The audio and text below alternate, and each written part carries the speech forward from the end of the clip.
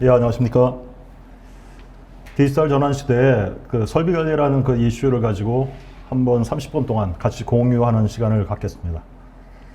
이 30분 동안 저희들이 볼 거는 그 예방 보존이라는 부분이 있어요. PM이라는 예방 보존이 있는데 그 예방 보존을 베이스로 해서 설비 관리의 전략이 신뢰성 보존을 추구하는 그런 쪽, 그것이 오늘 30분 동안 같이 이렇게 공감할 그 전체적인 맥이라고 보시면 될 것 같습니다. 그래서 신뢰성 보존으로 가기 위해서는 첫 번째가 우리가 정말 설비 관리를 어떻게 하고 있는지를 먼저 알아봐야 되는 부분이 있어요. 그래서 진단, 그 다음에 몇십 년 동안 해온 예방 보존을 과연 그동안 우리는 몇 번이나 업그레이드를 했는지를 한번 볼 필요가 있어요. 업그레이드? 과연 PM을 업그레이드 했나?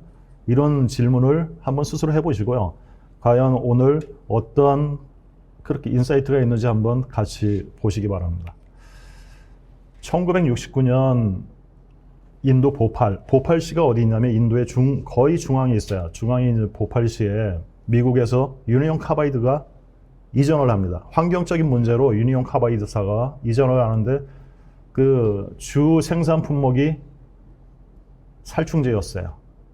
그러다 보니까 그 살충제 안에 들어가 있는 MIC라는 이소시안산 메틸 같은 경우에는 신경 독가스예요. 무색 무취의 신경 독가스. 1969년부터 1984년까지 아무 이상 없이 공장을 돌리고 있었어요. 돌리고 있었는데 1984년 12월 3일 11시 반 정도 됐을 때 밤 갑자기 페이징이라는 거는 현장에서 컨트롤룸이나 이런 다른 곳과 커뮤니케이션을 위한 그런 장치예요. 그 페이징으로 얘기가 나왔어요. 가스 냄새가 좀 난다라는 얘기죠. 가스 냄새가 난다는 건 뭐예요? 벌써 이소시안산 메틸이 흐르면 신경 독가스이기 때문에 약간 이제 좀 위험한 그런 분위기가 되는 거죠. 그래서 컨트롤룸에서 나가봤습니다. 그 당시에 인도의 보팔시의 유니온 카바이드사는 MIC를 어디다 저장했냐면 지하 땅 밑에다가 저장을 했습니다. 근데 이 MIC 같은 경우에는 자연발화 성격이 좀 있다 보니 특성이 있다 보니까 가장 관리해야 될 게 온도와 압력을 관리해 줘야 돼요. 그래서 컨트롤룸에서 나간 그 관리자가 매니저가 봤어요. 온도와 압력을 봤는데 별 문제가 없어요. 그렇지만 약간 이렇게 냄새가 나는 게 뭔가 가스가 새고 있다, 뭔가 좀 있다라는 거는 느꼈어요. 그렇지만 평소에도 그렇다라고 이제 말들을 많이 했기 때문에 뭐 괜찮겠지 하고 컨트롤룸으로 들어가는 그 순간 온도가 갑자기 올랐어요. 그리고 온도가 오르니까 어떻게 압력은 오르면서 갑자기 저장 탱크에 있던 가스가 어디로 갑니까? 일단 라인을 타고 밖으로 빠져나가기 시작을 했어요. 일반적으로 이런 자연 발화성의 그런 가스 저장 탱크는 온도를 컨트롤해 주지 않으면 자연 발화가 되니까 냉각 장치가 기본적으로 들어가는데 이 인도 보팔시에 있는 유니온 카바이드사는 이 냉각 장치를 써본 적이 없었어요. 일단 MIC는 라인을 통해서 파이프라인을 통해서 스탁으로 흐르고 있었어요. 안전장치가 세 가지가 있었어요. 냉각 장치는 지금 사용을 안 하고 있고 또 한 가지 MIC가 나가면은 독성 가스이기 때문에 안 되니까 중화 장치가 있었는데 중화 장치의 스타트 버튼을 눌렀는데 작동하지 않았어요. 가스는 계속 흐르고 있고 마지막으로 완전 연소시키면 또 되잖아요. 그래서 완전 연소를 위해서 연소 장치의 스위치를 눌렀는데 이것도 작동하지 않았어요. 가스는 스탁을 흘러가지고 밖으로 나갔는데 그때 바람이 보팔시 쪽으로 흘렀어요. 2시간 동안. 새벽 1시부터 3시까지 흐르는 동안 보팔 시민, 60만의 보팔 시민 중에서 약 3,000명 정도가 사망을 했어요. 그리고 한 50만 정도가 지금까지도 신경 독가스였기 때문에 그 후유증으로 앓고 있습니다.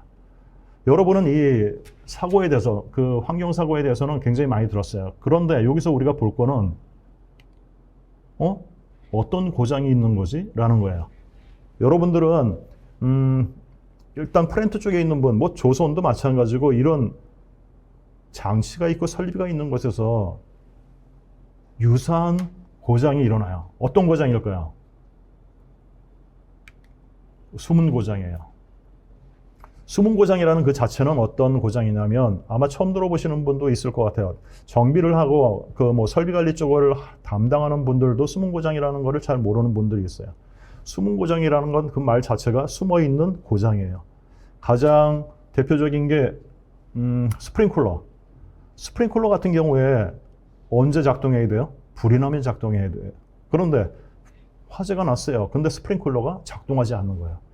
컨베이어 벨트에 막 컨베이어 벨트가 돌아가고 있는데 사람 발이 끼었어요. 그러면 에머전시 푸시 버튼이 있을 때 그걸 눌렀는데 작동하지 않았어요. 그것이 숨은 고장이에요. 그러면 이 숨은 고장들은 어떻게 관리해야 되느냐 이거죠. 왜 이런 고장이 발생했을까? 왜 발생했을까요? 숨은 고장에 대해서 그 설비에 대해서 우리는 제때 제대로 보존 활동을 안 했기 때문에 그런 거예요. 일반적으로 우리는 굉장히 사고나 고장이 어떤 특정 설비에 있어가지고 그 설비만 관리를 잘하면 막을 수 있다고 생각하는데 그건 오산이에요. 거의 신경 못 쓰는 곳에서 많이 발생하고 있어요. 그래서 이런 보존 활동에 대한 숨은 고장뿐만 아니라 보존 활동 그 전체에 대해서 우리는 한번 다시 볼 필요가 있다라는 거죠.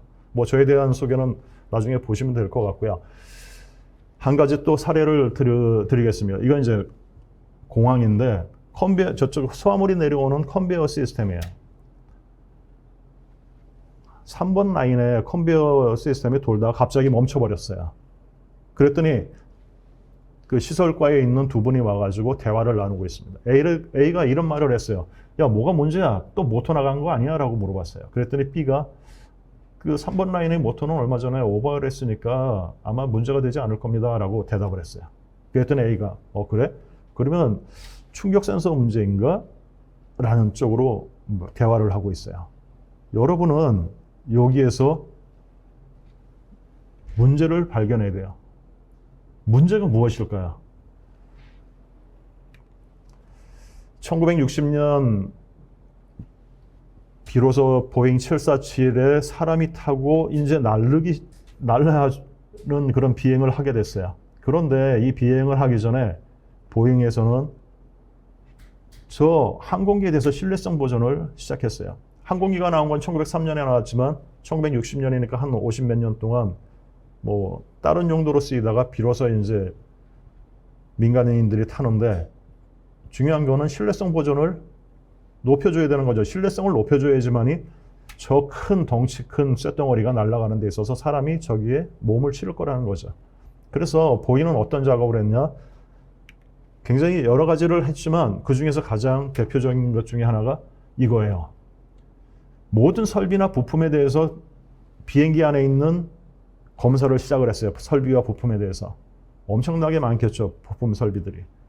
그래서 일반적인 우리 생각은 뭐였냐면 저기 보시는 것처럼 모든 설비나 부품은 초기 고장이 있고 초기에 고장이 많아요. 그러다가 점점 고장이 줄어들고 어느 정도 안정화가 되면 일정 시간은 랜덤 고장만 발생을 했다가 이 설비나 부품이 마모가 시작되면 마모 고장이 나올 거다라는 특성을 갖는 일반적인 얘기들을 많이 했어요.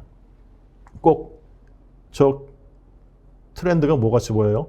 욕조처럼 보인다 해서 욕조 곡선, 베스트 튜브라고 얘기하고 이것이 일반적이다라고 생각을 했어요. 그랬는데 조사를 마치고 보니까 보는 것처럼 영 다른 트렌드가 나왔어요. 가장 많은 트렌드가 뭐예요? F 클래스예요. F 클래스가 68% 뭐죠? 초기 고장이 많은. 그 다음에 마모 고장이 없어요. 초기 고장이 68%나 돼요. 그러면 초기 고장이 전체적으로 A, B, C, D, E, F까지 봤을 때 72%가 뭐예요? 초기에 고장이 많다는 거예요. 그러면 마모에 의한 고장은 몇 퍼센트나 되나 보세요. 6%밖에 안 돼요. 일반적으로 우리는 가장 많은 고장을 어디에 있다고 보냐면 마모 고장을 굉장히 많이 신경을 쓰는데 봤더니 그건 아니라는 얘기죠.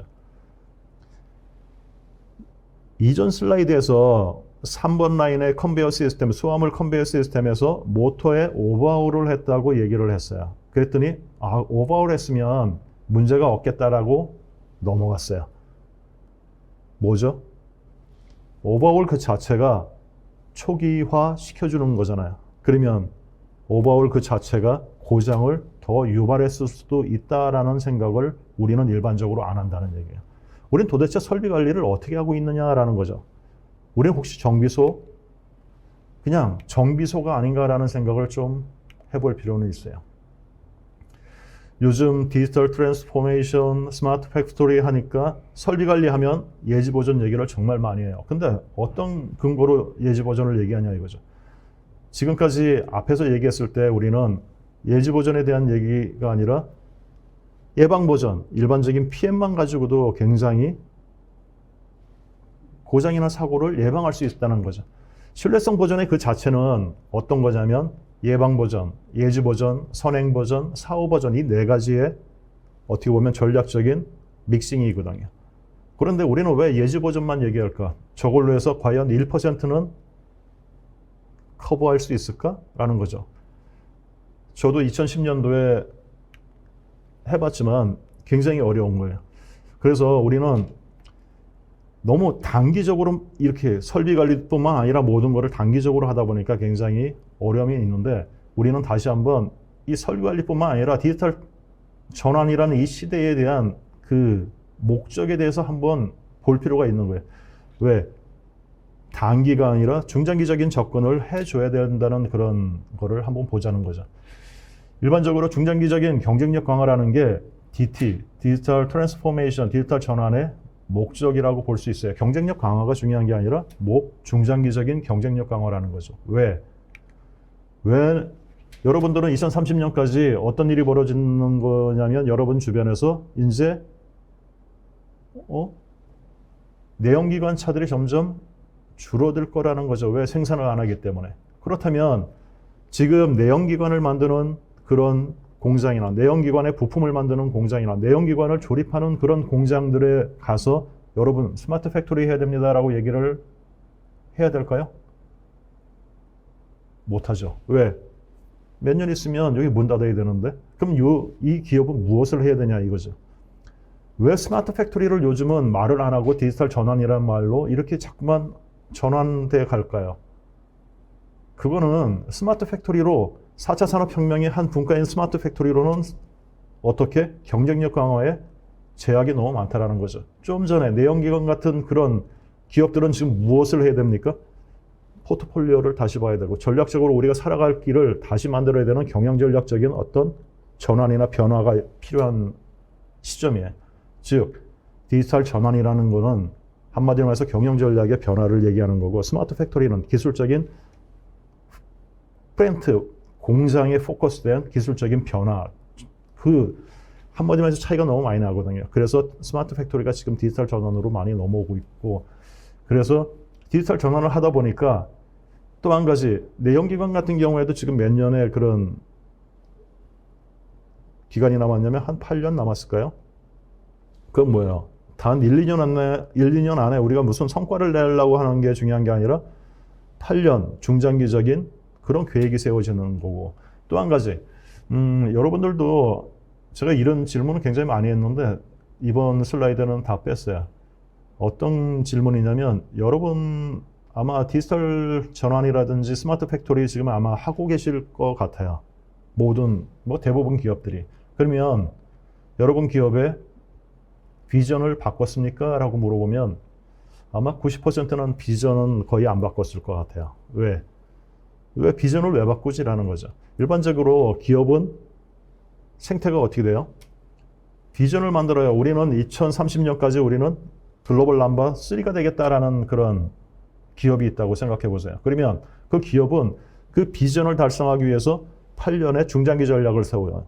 중장기 전략을 세워놓고 매년 사업 계획을 세워서 이 중장기 전략의 매년 목표를 하나하나씩 타겟팅하는 거죠. 다이나믹 타겟팅 하죠. 왜? 약간의 변화가 있으니까. 다이나믹 타겟팅 해 나가면서 끝에 2030년에는 글로벌 넘버 3가 돼 있을 거다라는 생각 속에서 가요. 그런데 좀 전에 디지털 전환의 궁극적인 목적이 뭐였냐면 경쟁력 강화였어요. 중장기적인 경쟁력 강화. 그걸 봤을 때 여러분 보세요. 비전이나 디지털 전환이나 어떻게 보면 목적이 같은 목적을 가지고 있는데 우린 비전만 가지고도 2030년이면 뭐가 돼요? 글로벌 넘버 3가 될 수 있는데 그 플러스 뭐가 더 들어가요? 스마트 팩토리 아니면 디지털 전환을 더 하는 거예요. 그렇다면 가장 먼저 바꿔야 될 게 뭐예요? 디지털 전환이 2030년, 아니, 이 비전으로 해서 글로벌 넘버 3가 되는 게 2030년이 아니라 2027년이나 2026년으로 땡겨져야 되는 거예요. 왜? 그만한 일을 더 하기 때문에. 아니면 2030년에 글로벌 넘버 3가 아니라 글로벌 넘버 1이 돼야 되는 비전을 바꿔주지 않는 거는 우리가 중장기 전략이나 비전을 건드리지 않는 디지털 전환이나 스마트 팩토리를 하는 거는 사업 전략 속에 1, 2년 안에 끝내버리는 단기 경쟁력 강화, 그냥 자동화라고 보시면 되는 거예요. 그렇기 때문에 중장기적인 부분이 굉장히 강하고 디지털 전환이라는 그 자체는 중장기적인 거고, 그러다 보니까 설비 관리나 이런 부분도 예지 보전은 특히 그래요. 예지 보전은 단기로는 달성 못해요. 왜? 예지 보전이라는 그 자체가 어떤 거냐면 하이니 법칙의 1대 29대 300에 300을 타겟팅 하는 거예요. 1. 대형 사고가 나기 위해서는 29번의 중형 사고가 나고, 이 중형 사고가 나기 위해서는 300번의 징후가 있는데 예지 보전은 1번과 29번이 아니라 300에 되는 300번의 징후를 갖다 타겟팅한 거기 때문에 이거는 여러분들도 예지 보전 도입했을 때 확인 방법이 없어요. 왜? 아무 증거가 없잖아요. 징후기 때문에. 그러다 보니까 중장기적으로 예지 보전의 특성을 우리의 설비 관리, 우리의 정비 그 패턴과 매칭해주는 그 과정이 시간적으로 굉장히 오래 걸리고, 그 안에서 예지 보전을 내 설비 관리 쪽으로 끌어들여야 되는데, 솔직히 예지 보전은 서두에서 말씀드렸듯이 설비 관리 입장에서는, 공정 관리는 좀 다르지만 설비 관리 입장에서는 1%도 해결 못한다라는 것을 말씀드리고 싶어요. 설비 관리라는 그 자체가 뭐냐면은, 목적이 무엇이냐면 저기 아래쪽에 있는 것처럼 사용자가 원하는 모든 것을 계속하게 해주는 상태. 사용자 누구죠? 생산이 원하는 게 뭐예요? 생산을, 어떤 퍼포먼스를 일정하게 유지시켜주는 게 설비 관리예요.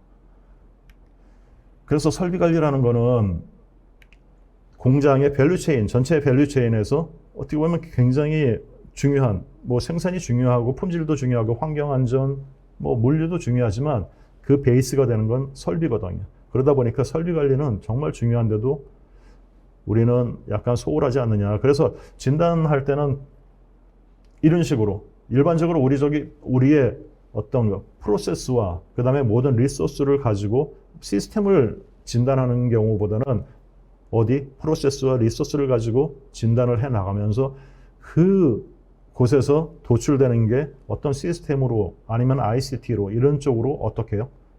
점프업 하는 게, 그것이 스마트, 어차피 이건 플랜트 쪽이니까 설비 관리는 플랜트 쪽의 설비 관리의 디지털 전환, 스마트 팩토리가 되는 그런 쪽으로 가져가야 된다 이거죠. 그래서 진단 같은 것도 이런 뭐 방식이 있는데, 이런 부분에서도 보시면은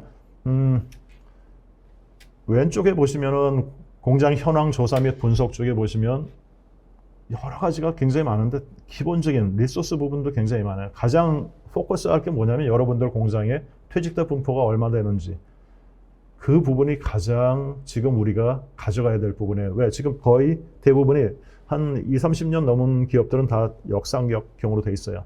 1980년부터 1995년까지 우리는 건설붐이라는 게 있었어요. 대한민국은. 그러다 보니까 기존에 있던 것보다 배 정도가 늘어났어요. 그때 분들이 2030년까지 한 70%, 65에서 75 정도가 나가고 있어요. 그러면 2030년까지 갑자기 어떻게 돼요? 스킬이 완전히 절벽, 그냥 완전히 떨어져 버려요. 그걸 어떻게 할 거냐라는 거죠. 그런 부분들을 우리는 중장기적으로 다 스킬이 떨어지는 그 부분에 대해서 어느 시점에 우리는 어떤 보전 방식으로 해서 가야 된다 이거죠. 왜? 신입사원으로는 3, 40년 된 그런 경험을 백업하기가 쉽지가 않아요. 그러면 어떻게 그 부분들을 고민을 하시라는 거예요. 그래서 어느 정도 이게 떨어지기 전에 솔루션이나 이런 부분으로 많이 백업을 해주는 것이 필요하다라는 것도 아셔야 될 것 같고, 이런 진단을 통한 거는 예전에 이제 보면 우리 그 정비부서가 정말 몇 퍼센트 정비 업무에 우리가 포커스하고 있느냐라는 부분이 많은데 보시면은 50%밖에 안 된다는 거죠. 그럼 과연 우리 무엇을 하고 있나 이런 부분도 한번 볼 필요가 있고 굉장히 다양한 부분에 있어서 정비소가 아니라 우리 뭐 하는 곳이다? 설비 관리를 하는 부서다라는 쪽으로 변화가 필요하다라는 거죠. 그래서 진단이 필요한 거고 과연 우리가 어느쯤 가고 있는지를 알 필요가 있죠. 한 50년 전에 테리 와이어맨의 그 설비 관리 쪽의 진단을 보면 맨 처음이 무엇이냐? PM이에요. PM을 통해서 과연 효과가 있느냐 없느냐. 예방보전은 설비관리의 꽃이라고 그랬어요. 예지보전은 예방보전과 같이 어울릴 수 있는 거예요. 예지보전이 요즘 새로 나온 게 아니거든요. 보시면 이 테리 와이어맨도 벌써 40-50년 전에 이런 얘기를 했어요. 그 17번에 프리딕티브 메인터넌스에 대한 얘기를 했어요. 뭐예요? 예지보전이거든요. 진동분석, 오일분석, 열화상 소닉. 정말 이 진동분석이나 오일분석이나 열화상 소닉은 엄밀하게 말하면 프리딕티브보다는 프리벤티브 메인터넌스가 맞아요. 왜? 고장의 시작이 진동부터 시작하니까. 진동, 소음, 열 이런 식으로 전개되잖아요. 그래서 우리는 진동을 가장 먼저 관리를 하기 시작했고 웬만한 데는 진동 분석이라든지 진동 디텍터는 다 있어요. 디텍터는 다 있지만 관리하는 사람들이 엔지니어 쪽으로 많이 이렇게 편중되다 보니까 엔지니어는 가만히 한 곳에 오래 있지 않은 경우가 많잖아요. 그래서 진동 분석에 대해서 요즘은 뭐 많이 올라갔다고 하지만 한 10년 전까지만 해도 굉장히 좋은 기술인데 예지보전 기술인데도 불구하고 별로 그렇게 관리가 안 됐었어요. 오일 분석. 지금 예지보전 얘기를 하면 무엇부터 얘기해야 돼요? 이런 것부터 얘기해야 돼요. 진동분석, 오일분석, 열화상, 소닉, NDT 이런 데이터들이 모여지면은 예지보전이 가능해요. 그렇지만 요즘 나오는 모바일, 뭐 스마트 시그널 같은 그런 모델링 방식이라든지 그다음에 아레바 아르테시스 같은 전기 해석법 같은 거를 같이 이렇게 융합해서 쓴다면 굉장히 수준 높은 쪽으로 예지보전을 갈 수 있는데 문제는 뭐냐? 대상이 몇 개 없다라는 거죠. 설비 관리는 우리가 진단할 때 가장 많이 보는 게 이 등급이에요. 설비 등급, A, B, C 등급으로 있는데 A가 몇 %냐라는 걸 굉장히 중요하게 보는데 A가 5% 이상 넘어가는 그 순간 설비 관리 예방 보전을 제대로 못하고 있다라고 생각을 하시면 될 것 같아요. 보전 방식에 대한 부분도 많고 여러 가지가 많고 뭐 일단 예지 보전은 앞쪽에 좀 얘기를 했는데 에드워드 윌리엄은 기술은 신 것 같지만 제도를 따라오지 못하고 정선 아직 썩기 시대라는 얘기는 제가 너무 이제 뼈저리게 많이 얘기를 하는 부분이에요. 프로세스, 사람이 정말 제대로만 돼 있으면 기술이 굉장히 발전했기 때문에 우리는 이 설비 관리 제대로 할 수 있는데 또 한 가지 사람이 제대로 못 보는 게 많은 게 이런 부분이에요. 플랜트 쪽에 고장이나 사고가 가장 많은 곳이 어디냐면 운전자 실수가 한 40%가 돼요. 뭐 오퍼레이팅 미스도 있지만 세팅 미스. 설비 쪽은 20-30%. 저 중에서 회전기, 로테이팅은 몇 퍼센트? 한 5% 이하 정도밖에 안 돼요. 그 다음에 노출 쪽에 한 15%. 여기서 포커스할 게 무엇이냐 이거죠. 여러분들 공장에서는 과연 요 설비 관리를 위해서 무엇을 포커스할 거냐 이거죠. 이 여러 가지 중에서. 어느 걸 포커스하는 게 아니라 이 전체를 다 해야 된다 이거죠. 그럼 어떻게? 그런 부분들을 전략적으로 가져가야 되는 게 설비 관리라는 거죠. 오퍼레이팅 미스 저걸 잡아줘야 돼요. 어떻게? 그 외의 방법론을 예지 보존도 가능하고 그 다음에 다른 방법으로도 가능하니까 그런 쪽으로 계속 우리는 접근을 해주는 게 좋겠다라는 거죠. 그리고 오늘 또 하나 화두 중에 하나가 뭐냐면 진단과 그 다음에 업그레이드예요. PM 예방 보존 계속 업그레이드 해줘야 돼요. 어떤 거 대표적인 한 가지를 말씀드리면 여러분들 일상보전이라는 CM이 발생이 돼요. 뭘로? 워크 리퀘스트로. 워크 리퀘스트가 계속 날라온다 이거죠. 일상보전이 날라와요. 그러면 한 5년 정도로 해서 일상보전이 굉장히 많은 것들 우리가 비중을 많이 했던 그 설비에 대해서 일상보전 나왔던 것들을 예방보전의 어떤 프로세스 안에 이거를 녹여 놓는다면 일상 보존이 없어지지 않을까라는 생각을 해보고 그렇게 업그레이드를 해 나가줘야 돼요. 왜? PM은 프리벤티브 메인터넌스도 되지만 플래닝, 한마디로 해서 계획 보존도 될 수가 있어요. 계획 보존이라는 건 뭐예요? 사전에 준비하기 때문에 코스트, 그 다음에 맨파워, 여러 가지를 다 준비하는 상태에서 하기 때문에 우리가 굉장히 로스를 줄이면서 접근할 수 있다는 거죠. 그래서 PM 업그레이드가 굉장히 중요하고 베이스는 PM이기 때문에 PM, 그 다음에 이 PM으로 하면서 PM은 예지 보존보다 좋은 게 뭐냐면 PM은 사전에 약간 로스 성격은 있지만 바꿔버리는 경우도 많아요. 왜? 고장이 나기 전에 바꿔요. 예지 보존은 뭐예요? 끝까지 베어링도 쓸 때까지 쓰고 잡아내자는 거거든요. 그러면 잘못하면은 어떻게 보면은 여러 가지 퍼포먼스나 그 다음에 브레이크다운, 갑자기 일어나는 그런 보존 활동을 해야 되는 약간 리스크성을 좀 갖는 게 예지 보존이고 PM은 사전에 바꾸니까 약간 어떻게 보면은 낭비성도 좀 들어가지만 더 철저한 예지 보존을 할 수 있다는 거죠. 그래서 PM하고 예지 보존하고 선행 보존 이 세 가지를 적절하게 융합하는 게 굉장히 좋고 그것이 곧 신뢰성 보존이다라는 것도 알 필요가 있는 거고. 그래서 이 예방 보존의 업그레이드는 굉장히 중요하다. 우리가 포커스를 할 때 설비 관리 같은 경우도 요즘 이제 데이터로 굉장히 많이 들어오니까 데이터를 가지고 많이 하고 있죠. 2차 세계대전 때 이런 일이 있었어요.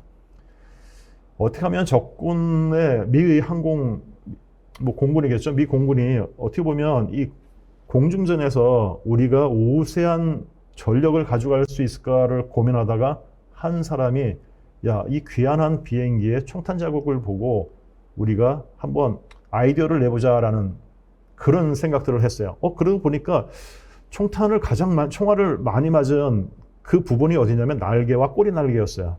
그러면 우린 날개와 꼬리 날개만 보강하면 되겠다라고 하고 계획에 옮기기 시작을 했어요. 근데 어느 한 노병이 딱 왔어요. 오면서 하는 얘기가 당신은 귀한한 비행기를 봤는데 만약에 조종석이나 엔진이나 몸체에 맞은 비행기가 없는 이유가 무엇인지 아느냐라는 질문을 했어요. 왜 없겠어요? 다 떨어져서 없어요. 귀환하지 못한 거예요. 그건 뭐예요? 우리는 보이는 데이터만 가지고 하는 경우가 굉장히 많은데 안 보이는 데이터도 중요한데 그런 부분들을 우리는 설비 관리에서도 써야 된다라는 거죠. 앞으로 2030년까지 경험공항이 있을 수 있으니까 우리는 그런 경험공항에 대해서 가장 좋은 게 뭐냐면 사전에 어떻게? 인력이 순간적으로 빠져나가면 그 부분에 신입사원으로 많이 메꾸기는 할 거예요. 그렇지만 어떤 일이 발생했을 때 그 부분을 과연 사람이 할 수 있을까라는 생각을 해보고 그런 많은 그런 우리가 갖고 있는 그런 솔루션이나 시스템 그런 부분들을 적절하게 이용해서 저 위쪽에 보시면 플랜트 프로블럼 솔버라는 게 있어요. 이 부분에서 이벤트성으로 가져오고 그거를 온라인으로 RCA를 만든다 이거죠. RCA 뭐예요? 루트 코스 아날리시스 근본 원인을 찾아서 누가 솔루션이 찾아주라는 거죠. 그런데 어느 설비 하나만 봐도 원인이 너무 많은 거예요. 이 설비가 스타트업이 안 되는 원인 수십 가지가 돼요. 그렇지만 여기서 몇 퍼센트, 30%가 온라인화 시킬 수 있으면 30%라도 온라인화 시키라는 거죠. 왜? 스타트업 했을 때 온라인 된 건 어떻게 돼요? 바로 볼 수가 있으니까 우리가 문제 해결을 바로 할 수 있죠. 그렇지만 30%에 없으면 70%만 보면 되잖아요. 예전에는 100% 다 봐야 되는데 줄이라 이거죠. 그리고 RCA로 온라인화를 점점 우리는 중장기적으로 줄여나가는 거죠. 뭐를? 오프라인을. 그러면 자율 공장으로 우리가 갈 수 있는 게 되고 설비 관리도 자율화성으로 약간 가요. 자율화가 뭐냐면 원인을 찾아서 워크프로에 태워주면 그 다음에는 어떻게? 정비만 하면 되는 거죠. 그러면 신입사원이 약간 수준이 많은 경험과 이런 거는 시간이 지나야 되니까 수준이 떨어져도 워크프로에 나온 그 작업 표준으로도 너끈히 문제 해결을 할 수 있을 것이다. 설비 관리 오늘은 무슨 말씀을 드렸냐면 디지털 전환 시대에 가장 먼저 우리는 설비 관리에 대한 우리가 과연 설비 관리 잘하고 있는지 진단하고 두 번째 가장 베이스가 되는 설비 관리의 꽃이라는 예방 보존의 업그레이드를 통해서 디지털 전환 시대의 설비 관리의 베이스를 단단히 하고 점프업 할 수 있는 그런 말씀을 드렸습니다. 예, 감사합니다.